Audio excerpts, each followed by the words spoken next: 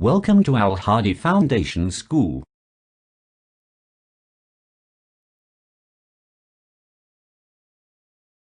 Assalamualaikum. Welcome to Al Hadi Foundation School. Dear students, today we are going to start our reading from page number 27. Please open your books. Lesson number 3, A Polar Explorer. Polar means region. Polar कहते हैं एक ऐसा जो इलाका जहाँ पे हर वक्त बर्फ़ रहती है, वहाँ का टेम्परेचर बहुत लो होता है. एक्सप्लोरर कहते हैं तलाश करने वाले को. तो एक पोलर जो है, जो रीजन है, उसको तलाश करने वाला.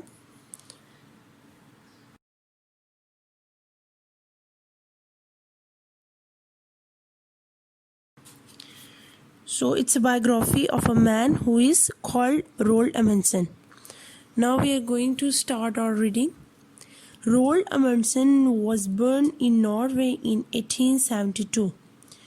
Roald Amundsen जो था वो 1872 में नॉर्वे में पैदा हुआ. As a child, he read about famous British explorer. जब वो बच्चा था तो उसने बहुत से ब्रिटिश जो एक्सप्लोरर थे उनके बारे में पढ़ा. ही ज्वाइन, वो शामिल हो गया. एज मैनी स्पोर्ट्स टीम्स, बहुत सी स्पोर्ट्स टीम्स में वो शामिल हो गया. As he could and slept with his windows wide open despite the freezing cold Norwegian winters. He joined as many sport teams, उसने बहुत सी टीम्स जो स्पोर्ट्स की टीम्स थी उनको ज्वाइन किया. एज ही कुड, जैसे वो कर सका. एंड स्लेप्ट, और वो सोता था. विद हिज विंडोज़, अपनी खिड़कियों के साथ. वाइड ओपन, जो कि बिल्कुल खुली होती थी मुकम्मल तौर पर. डिस्पाइट द फ्रीजिंग कोल्ड, चूँकि वो एरिया ऐसा था जहाँ पे बर्फ़ होती थी, तो उस फ्रीजिंग कोल्ड, इतनी ज़्यादा सर्दी होने के बावजूद उन नॉर्वेन विंटर्स में बहुत ज़्यादा सर्दी होती थी, उसके बावजूद भी वो विंडोज़ की तरफ सोता था. और उसने बहुत सी गेम्स में भी ज्वाइन किया हुआ था. So that he would be fit, ताकि वो फिट रह सके, स्ट्रॉन्ग, मजबूत रह सके. And ready if he got the chance to be an explorer, और वो इस चीज़ के लिए तैयार रहे अगर वो उसे एक्सप्लोरर करने का, तो कुछ तलाश करने का मौका मिलता है. तो इसके लिए उसने वो टीम्स भी गेम की ज्वाइन की थी, और वो अपनी खिड़की की तरफ, खुली खिड़की की तरफ सोता था ताकि वो फिट रह सके. Amundsen's family worked in the shipping industry. जो अमंडसन की फैमिली थी वो शिपिंग की इंडस्ट्री में काम करती थी. But his mother wanted him to avoid the dangers of a life. लेकिन जो अमंडसन की माँ थी वो ये चाहती थी कि वो इन ख़तरात से महफूज रहे, इन ख़तरात को अवॉइड करे. ऑफ अ लाइफ, जो ज़िंदगी के हैं. एट सी, समुंदर पे. सो शी इनकरेज टीम, तो उसने इनकरेज किया अमंडसन को टू बी अ डॉक्टर, कि वो डॉक्टर बन जाए. ही ओबेड हिज मदर्स विशेस, उसने अपनी अम्मी की जो ख्वाहिशात थी उनको माना. वाइल, जबकि continuing the reading about explorers, जबकि उसने जो अपनी पढ़ाई थी एक्सप्लोरर के बारे में उसको नहीं छोड़ा, उसको जारी रखा. When he was 21 years old, जब वो 21 साल का हुआ, his mother died, उसकी अम्मी मर गई. अमंडसन लेफ्ट यूनिवर्सिटी, अमंडसन ने यूनिवर्सिटी छोड़ दी. And began his life as an explorer, और अपनी ज़िंदगी को, यूनिवर्सिटी छोड़ने के बाद उसने अपनी ज़िंदगी शुरू की एक एक्सप्लोरर के हैसियत से.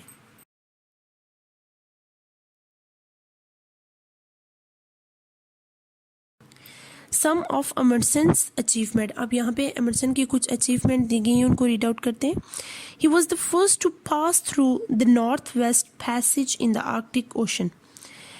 वो पहला था शख्स जिसने क्या किया, पास थ्रू, वो गुजरा द नॉर्थ वेस्ट पैसेज से इन द आर्कटिक ओशन में. He was in the first expedition, ये उसकी एक्सपेडिशन मीन्स मुहिम, यहाँ पे हम ग्रुप करेंगे कि इसका ये फर्स्ट जो ग्रुप था टू रीच, वो पहुँच गया द साउथ पोल में ऑन 14 दिसंबर 1911. तो वो पहुंच गए। In 1926 he led a successful expedition to the north Pole. तो 1926 में क्या हुआ कि वो जो उसके पूरे एक्सपेडिशन थी, जो उसका पूरा ग्रुप था, उन्हें कामयाबी मिली। He is recognised as the first person to have reached both poles. He is recognised, वो पहचाना गया एज द फर्स्ट पर्सन, पहले शख्स की हैसियत से, to have reached both poles, जो कि दोनों पोल्स पे पहुंच गया।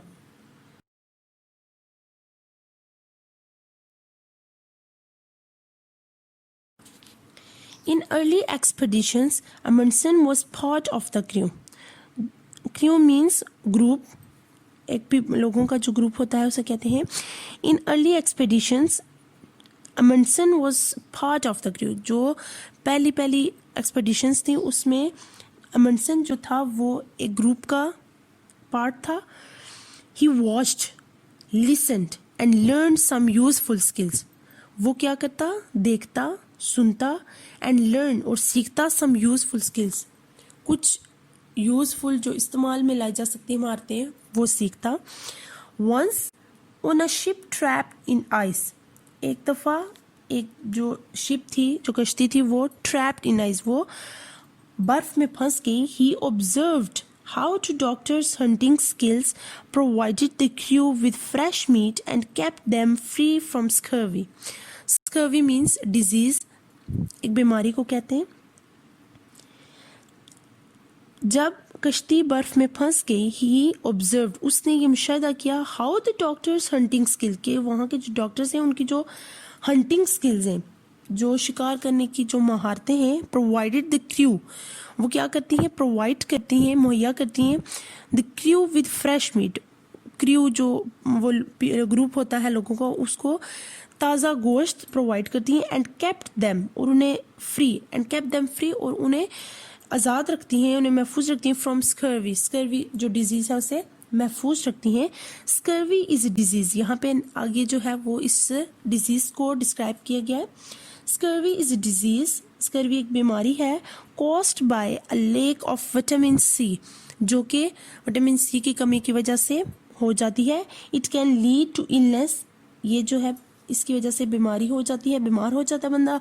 द लॉस ऑफ टीथ, दांत ख़त्म हो जाते हैं। एंड डेथ फ्रॉम ब्लीडिंग, और खून बहने की वजह से मौत हो जाती है।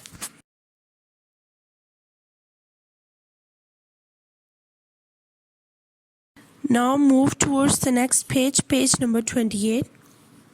When he was 28 years old, जब वो 28 साल का हुआ, अब उसने, जब उसकी अम्मी फोत हुई थी, 21 साल की उम्र में वो था, तब से उसने ये अपना एक्सप्लोरर का जो था मिशन उसने शुरू किया। अब वो कितने साल का है, 28 साल का। जब वो 28 साल का हुआ, Amundsen became the leader of expedition, तो अमंडसन जो था वो इन एक्सपेडिशन का लीडर बन गया।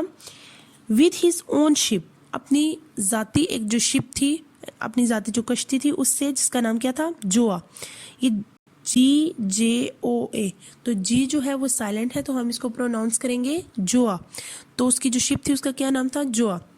The ship is still on display at the Fram museum in Oslo, तो जो उसकी ये शिप है वो अभी भी जो एक म्यूजियम है ओस्लो में, वहाँ पे अभी भी डिस्प्ले है।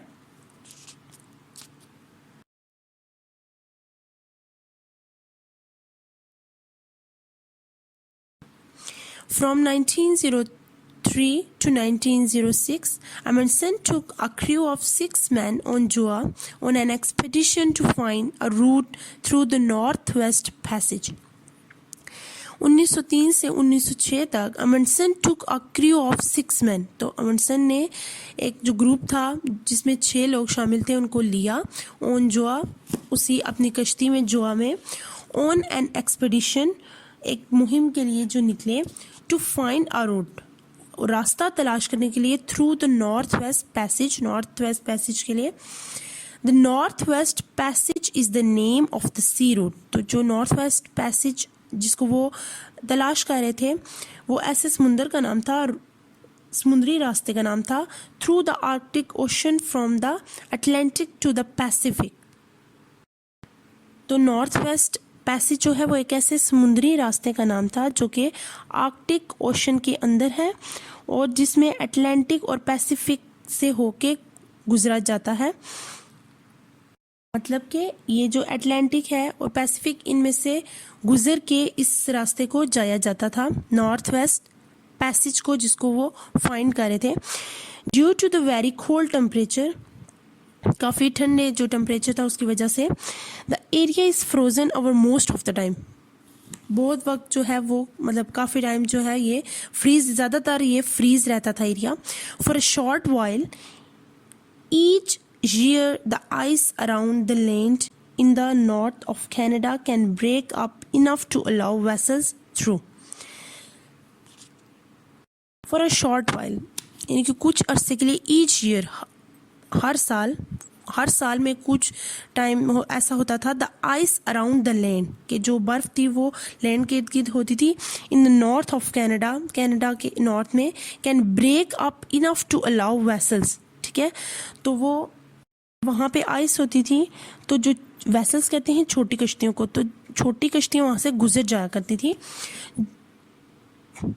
जो was small enough to pass through these waters, और जो जोआ थी वो इतनी छोटी नहीं थी, थ्रू दीज वाटर्स, कि वो इन पानियों में से गुजरे, and over the shallows area that would have wrecked bigger ships, और जो कश्ती थी जोआ वो गुजर जाया करती थी, कहाँ से, ओवर द शैलोस एरिया, खाली जो एरियाज होते थे वहाँ से गुजर जाया करती थी, that would have wrecked bigger ships, और ये इसकी जो शिप थी जोआ वो उन रास्तों से भी गुजर जाया करती थी जहाँ पे रेक्ट कहते हैं तबाह हो जाना, जहाँ पे बड़ी कश्तियाँ तबाह हो जाती थी, लेकिन जोआ जो शिप थी वो गुजर जाया करती थी। During the winters when the ship was frozen into ice, तो जब सर्दियों में ये शिप जम गई बर्फ में, the crew watched the InvIT who lived there and picked up important Arctic survival skills.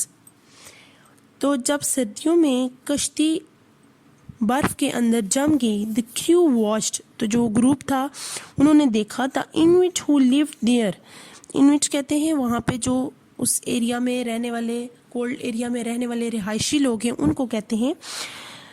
तो ये जो क्रू थे, जो पूरा ग्रुप था, उन्होंने उनको ऑब्जर्व किया, हु लिव्ड, जो रहते थे देयर, जो यहाँ रहते थे, एंड पिक्ड अप, और उनसे ली कुछ इम्पॉर्टेंट आर्कटिक सर्वाइवल स्किल्स, और इस ओशन में, इस कोल्ड एरिया में रहने के लिए कुछ इम्पॉर्टेंट जो सर्वाइवल स्किल थी जिंदा रहने की, उनकी देखी, such as using dogs to travel by sledge. Sledge कहते हैं, वैसे कैरिज को कहते हैं, मतलब जैसे हम बग्गी होती है सवारी करते हैं, इसी तरह जो वहाँ पे कोल्ड एरिया था वहाँ पे वो कैसे ट्रैवल करते थे, स्लेज से, यानी कि उनके जो कुत्ते होते थे उसके साथ वो सवारी करते थे, उसके पीछे उनकी बग्गी सी बनी हुई होती थी जिसमें वो सफ़र करते थे। These were useful on later expeditions to the North Pole. ये जो महारतें थी ये बहुत ज़्यादा मुफीद साबित हुई उनके एक्सपेडिशंस के लिए। Amundsen also stocked up on furs to wear which were much warmer than the woolen cloths he had. Amundsen also stocked up. Amundsen ने क्या स्टॉक किया, जमा कर लिया, on furs, जो फर्स जो खालें थी जमा की, to wear पहनने के लिए, which were much warmer than the woolen cloths he had, जो उनके पास वुलन के क्लॉथ्स थे, गर्म कपड़े थे जो उनके पास, वो खालें, वो फर्स उनसे ज़्यादा गर्म थे, तो अमंडसन ने उनको जमा कर लिया।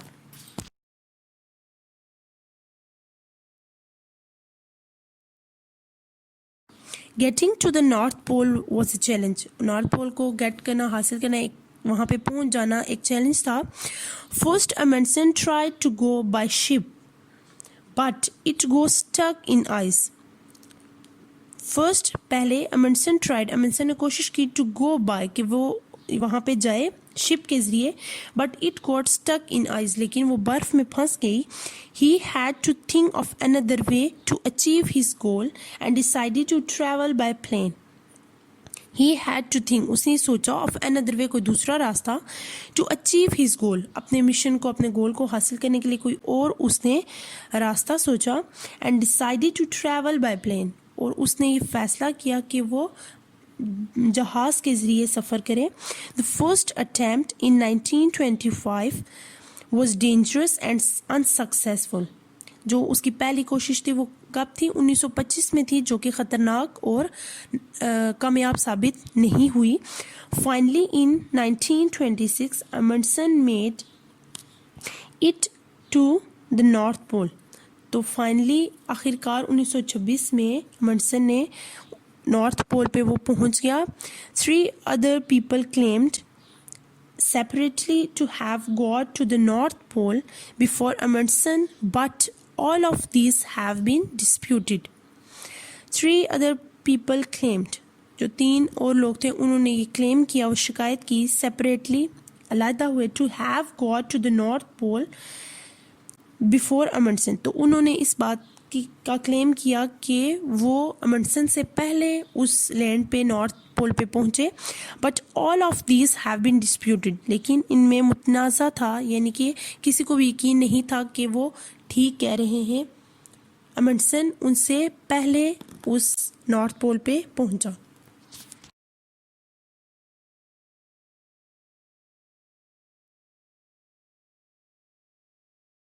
मूव टुवर्ड्स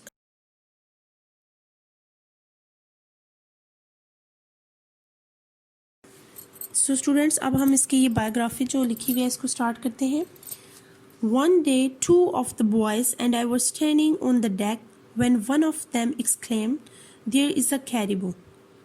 One day, एक दिन, 2 of the boys, 2 लड़के, and I was standing, और मैं खड़ा था, on the deck, deck कहते हैं शिप को, मैं शिप पे खड़ा था. When one of them exclaimed, और जब हम में से एक ने ये exclaim किया, "There is a caribou." यहाँ एक कैरिबो है. कैरिबो कहते हैं हिरन को, उसकी डियर की जो काइंड होती है उसको कहते हैं. He pointed to a small black object just on the skyline of one of the encircling hills. He pointed, उसने इशारा किया, to a small black object, एक छोटे ब्लैक चीज़ की तरफ इशारा किया, just on the skyline, skyline कहते हैं टॉप पे, of one of the encircling hills, जो कि उस चट्टानों की टॉप पे थी, उसकी तरफ इशारा किया. The other man who had the best vision of the 3 looked steadfastly at the black object for a moment and then turn to his companion and said. The other man, दूसरे आदमी ने, who had the best vision, जिसकी नज़र अच्छी थी, of the 3, इन तीनों में से जिसकी एक शख्स की नज़र अच्छी थी, लुक्ड, उसने देखा, स्टेडफास्टली, जल्दी से देखा, एट द ब्लैक ऑब्जेक्ट, उस ब्लैक ऑब्जेक्ट की तरफ देखा, फॉर अ मोमेंट, एक लम्हे के लिए. तो उसने सिर्फ एक लम्हे के लिए उस ब्लैक ऑब्जेक्ट को देखा.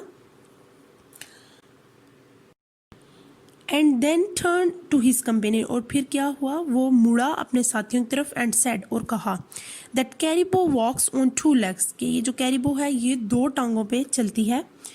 Sure enough, close scrutiny confirmed his quick perception that this was not a caribou but an Eskimo.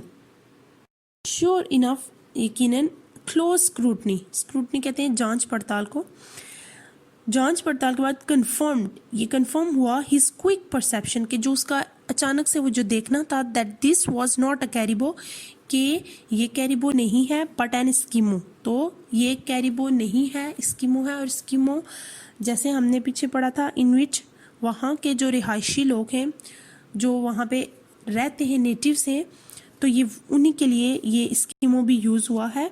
तो फिर उन्हें पता चला कि ये कैरिबो नहीं बल्कि स्कीमो है.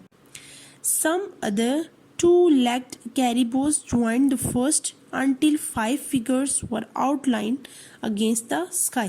तो पहले क्या हुआ, सम अदर, कुछ दूसरे जो थे, 2-legged caribous, जो कि 2 टांगों, जिनकी 2 टांगे थी उस पर चलते थे, joined the first, उन्होंने पहले ज्वाइन किया, until 5 figures were outlined against the sky, और फिर आसमान पे जो है कितने, 5 मजीद जो है वो ये कैरिबोस आगे. मतलब कि जहाँ पे इंसर्कलिंग हिल्स थी, चट्टानें थी, जहाँ पे वो कैरिबो था वहीं पे मज़ीद 5 और कैरिबो आगे. Then they advanced towards us in a body. Then they advance towards, तो वो फिर ग्रुप की शक्ल में जो है वो आगे आए. I send the 2 boys for their rifles, मैंने 2 लड़कों को राइफल्स लेने के लिए भेजा. And then the 3 of us advance to meet them, और जो एंड देन और फिर द 3 ऑफ अस, जो हम में से जो 3 थे वो एडवांस टू मीट देम, तो वो आगे उनको मिलने के लिए बढ़े. I was in the lead, मैं उनको लीड कर रहा था. एंड बिहाइंड मी, और मेरे पीछे came my little army of 2, तो मैं जो है 3 बंदे थे, मैं उनको लीड कर रहा था और मेरे पीछे 2 आर्मी थी, मतलब 2 लोग थे जो मेरे पीछे थे. As the Eskimos neared us we could see they were all armed with bows and arrows. तो जैसे ही स्कीमोस करीब आए, we could see हम देख सकते थे, they were all armed with bows and arrows, तो उन सब के पास, ये हम देख सकते थे कि उन सब के पास bows and arrows कहते हैं तीर और कमान, कि उन सब के पास तीर और कमान थे.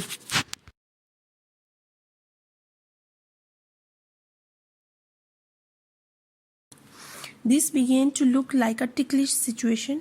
Ticklish means difficult to tackle.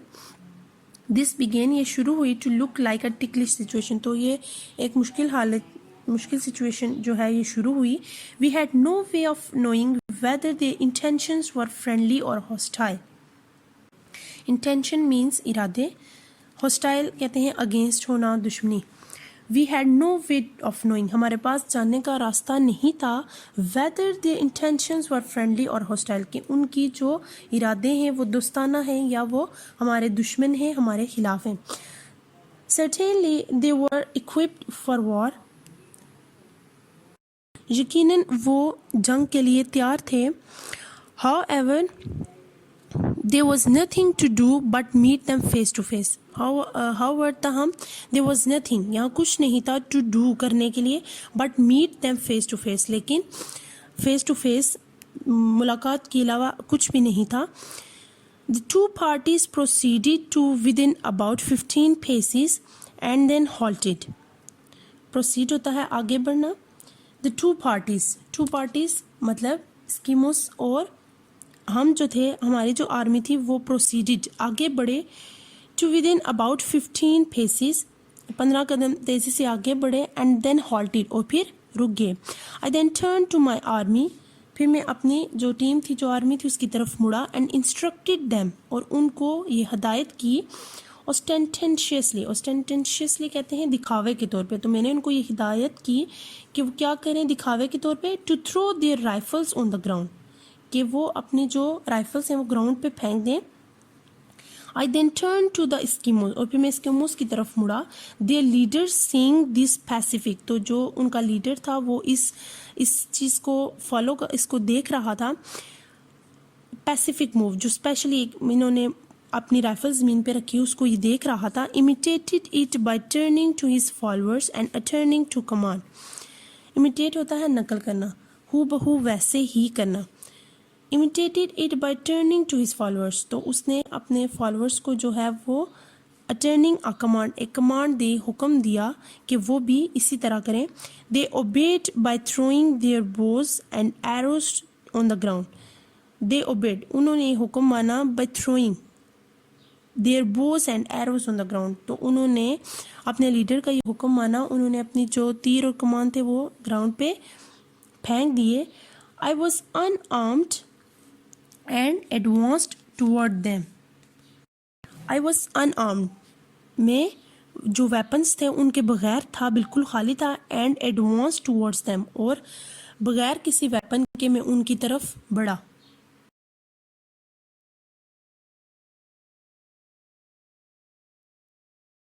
The Eskimo leader also came out alone, जो एस्किमो का लीडर था वो भी अकेला ही आया. It is remarkable how accurately 2 men can communicate who do not speak a word of a common language and whose whole experience of life seems utterly separated from each other's. It is remarkable, remarkable कहते हैं शानदार। How accurately, ये एक शानदार था, कैसे ये मुकम्मल तौर पे मतलब completely.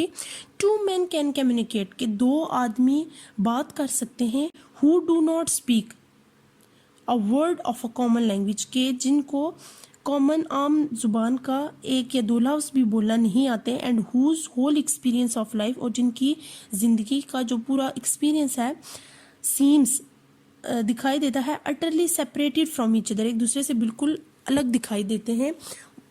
वो ये शानदार था, ये बहुत रिमार्केबल था कि वो कैसे आपस में बात करेंगे। Expressions of the fact, nods and shakes of the heads, gestures and tones of the voice convey meaning with astonishing accuracy. Expressions of the fact, nods, अब कैसे उन्होंने बात की। अब expressions of the facts, nods होता है सर हिलाना, शेक्स ऑफ द हेड सर हिलाए, जेस्चर्स जो उनकी बॉडी लैंग्वेज थी, and tones of the voice, और जो उनकी आवाज़ का उतार चढ़ाव था। कन्वे मीनिंग्स, उसने ये मीनिंग जो है, जो मतलब है, वो एक दूसरे तक पहुँचे विद एस्टोनिशिंग एक्यूरेसी। तो इस तरह ये जो सर हिला के और जेस्चर से और जो आवाज़ का उतार चढ़ाव था, इसकी वजह से उन्हें एक दूसरे की तरफ एक दूसरे का मैसेज मिला, जो कि विद एस्टोनिशिंग एक्यूरेसी, जो कि एक हैरत कुन जो है वो महारत थी। बाय दिस मीन्स, इसका मतलब ये था, I quickly convinced the Eskimo leader that I wish to be his friend and he reciprocated my wish.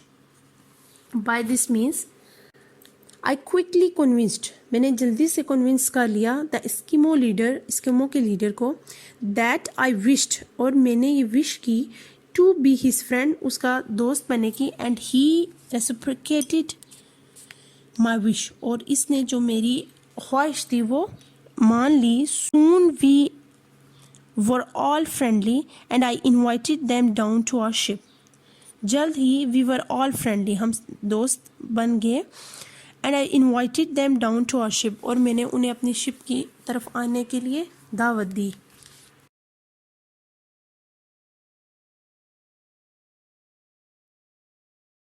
Now move towards the next page, page number 30. The North Pole and the South Pole. The North Pole, no land mass, mainly ice and snow. कोई बरियाज़म नहीं, सिर्फ बर्फ और बर्फ है। Polar bears, seals, walruses are native to North Pole. जो polar bears हैं, जो रीछ हैं, सील्स समुद्री घोड़े, और वाल्सिस समुद्री, ये भी समुद्री जानवर को कहते हैं, वो नॉर्थ पोल के आबाई हैं, नेटिव से, मतलब वो वहाँ रहते हैं। In the middle of the Arctic Ocean which is a mass of shifting sea ice. In the middle of the Arctic Ocean के मिडल में, which is a mass of shifting sea ice, जो कि समुंदर की बर्फ़ को मुंतकिल करने का एक बड़ा पैमाना है। The ice cap is shrinking due to climate change. आबोहवा की तब्दीली की वजह से आइस कैप सिकुड़ रहा है। No sunlight from September to March, सितंबर से मार्च तक सूरज की रोशनी नहीं होती। द सन राइजेज इन मार्च, सूरज मार्च में निकलता है, एंड सेट्स इन सितंबर, और सितंबर में ग़ुरूब हो जाता है, नहीं रहता। Seals have been spotted at the north pole, seals जो हैं उनको नॉर्थ पोल पे देखा गया है। And polar bears and Arctic foxes, और जो पोलर बियर्स और आर्कटिक फॉक्सेस हैं, are sometimes seen nearby, और उन्हें बाज़ औक़ात उनके वहाँ पे करीब देखा गया है। Warmer than the south pole but still very cold, warmer than the south pole, south pole से ये गर्म है लेकिन फिर भी ठंडा है। बट स्टिल वेरी कोल्ड, लेकिन बहुत ठंडा है। Alert in the Qikiqtaaluk region, Nunavut, Canada is the nearest inhabited land. It is 817 kilometers away.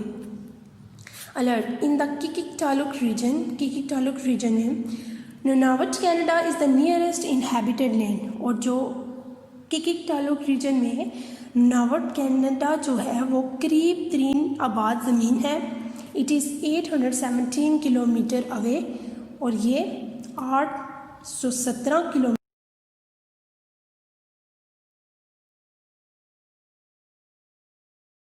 The South Pole. On the continent of Antarctica, 1300 kilometers from the sea. On the continent of Antarctica, Antarctica का जो ब्याज़म है उस पर 1300 kilometre from the सी, समुंदर से 1300 kilometre पर जो है वो ये साउथ पोल है। The land is covered in ice and snow. ये जो लैंड है ये आइस और स्नो से कवर्ड है। 2700 मीटर्स थिक, और इसकी कितनी तय है मोटी? 2700 मीटर।